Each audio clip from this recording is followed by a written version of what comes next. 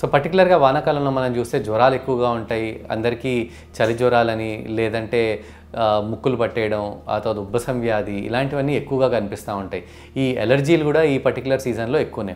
వాళ్ళకి గొంతు పట్టేసింది, రాత్రి చల్లటి నీళ్ళు తాగాము, లేదంటే ఐస్ క్రీమ్ తిన్నాము, 2 రోజుల కింద చలిగాలికి ఎక్కువ ఎక్స్పోజ్ అయ్యాము, ఇలా అన్నీ చెప్తూ ఉంటారు. కానీ పర్టికులర్గా మనం గుర్తుంచుకోవాల్సిన విషయాలు ఏంటంటే ఈ పర్టికులర్ సీజన్లో మనం ఎక్కువగా చూసేది వైరల్ జ్వరాలు.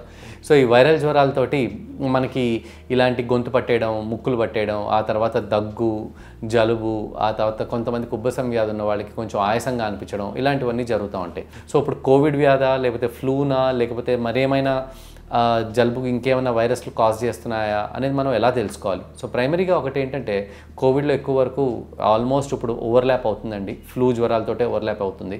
సో ఎక్కువ వరకు జ్వరం వచ్చి ఫస్ట్ 2 to 3 days అందరికీ 99 నుంచి 101 వరకు ఫీవర్ ఉంటుంది. ఫీవర్ వచ్చిన తర్వాత గొంతు నొప్పి, ఆ తర్వాత విపరీతమైన ఒళ్ళు నొప్పులు, తలనొప్పి, ఆ తర్వాత ముక్కులు పట్టేయడం, ఇలాంటివన్నీ జరుగుతూ ఉన్నాయి. జరిగిన తర్వాత 3వ రోజు నుంచి జ్వరం తగ్గిపోతుంది. ఈ ఉబ్బసం వ్యాధికి ఆర్ ఈ టైప్ వైరల్ జ్వరాలకి ఫీవర్ ఒకవేళ 4-5 రోజులు మించి పొడిగిస్తేనే ఈ కోవిడ్ ఆర్టీపీసీఆర్ ఇట్లాంటి వాటికి వెళ్ళండి.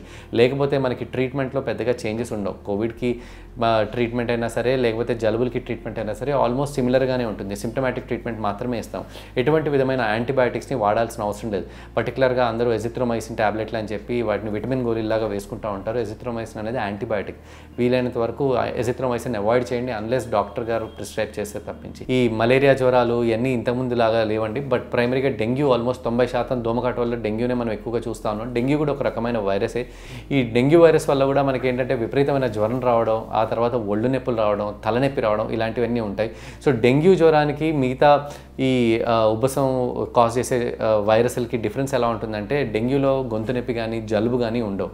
దాంట్లో కేవలం తలనొప్పి, ఆ తర్వాత విపరీతమైన ఒళ్ళు నొప్పులు, కాళ్ళ నొప్పులు, ఆ తర్వాత హై గ్రేడ్ ఫీవర్ అంటే అట్లీస్ట్ 102, 103 కంటే ఎక్కువగా జ్వరం నమోదవడం, ఇవన్నీ చూస్తూ ఉంటాం.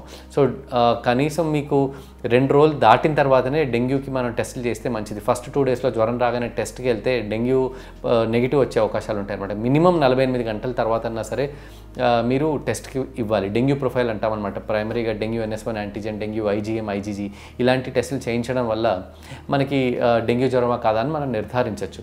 బట్ మలేరియాలో ఏంటంటే సైక్లికల్ ఫీవర్ ఎక్కువ ఉంటుంది. అంటే ప్రతి 12 గంటలకి, లేకపోతే ప్రతి 24 గంటలకి, ప్రతి 6 గంటలకి జ్వరం రావడం అలా కనిపిస్తూ ఉంటుంది అన్నమాట. సైక్లికల్ ఫీవర్ ఉంటుంది, విపరీతమైన చలి పుడుతుంది. సో వీటి ద్వారా మనం కొన్ని టెస్టులు చేయడం ద్వారా మలేరియానా, డెంగ్యూనా అని కూడా నిర్ధారించవచ్చు. ఈ సీజన్లో పర్టికులర్గా టైఫాయిడ్ జ్వరాలు కూడా ఎక్కువగా చూస్తాం. ఈ టైఫాయిడ్ ఎందుకంటే మనం బయట అపరిశుభ్ర నీళ్లు తాగడం, లేదంటే సరైన ఆహారం తీసుకోకపోవడం, ఎక్కడి నుంచి పడితే అక్కడ ఆహారం తీసుకోవడం, సరిగ్గా కుక్ చేయని ఆహారాన్ని తీసుకోవడం, వీటి వల్ల కూడా మనం ఈ టైఫాయిడ్ జ్వరాలు చూసే అవకాశాలు ఉంటాయి. టైఫాయిడ్ని నిర్ధారించడం కొంచెం ఈజీ కాదండి అప్పుడప్పుడు. ఎందుకంటే టైఫాయిడ్కి డైరెక్ట్గా మనం చేయడానికి అప్పుడప్పుడు కొన్ని టెస్టులన్నీ నెగిటివ్ వస్తూ ఉంటాయి. కానీ అప్పుడప్పుడు ఇది క్లినికల్ డయాగ్నోస్ అవుతుంది. డెంగ్యూ రూల్ అవుట్ చేసిన తర్వాత మనం టైఫాయిడ్కి IgM, IgG అని చేస్తాము. ఫస్ట్ వీక్లో మనం దీన్ని డిటెక్ట్ చేయకపోతే సెకండ్ వీక్లో బ్లడ్ కల్చర్స్ పాజిటివ్ వస్తాయి. లేకపోతే అప్పుడప్పుడు స్టూల్ అంటే మన మోషన్లో కూడా బ్లడ్ టెస్ట్ చేయాల్సి రావచ్చు. Vidal test is not very specific for typhoid అండి. సో విడాల్ పెద్దగా చేయాల్సిన అవసరం లేదు. కోవిడ్ నుంచి, ఫ్లూ జ్వరాల నుంచి, డెంగ్యూ నుంచి, మలేరియా నుంచి, టైఫాయిడ్ నుంచి. సో ఒక్కొక్క దానికి ఒక్కొక్క రకమైన సిమ్టమ్స్ ఉంటాయి.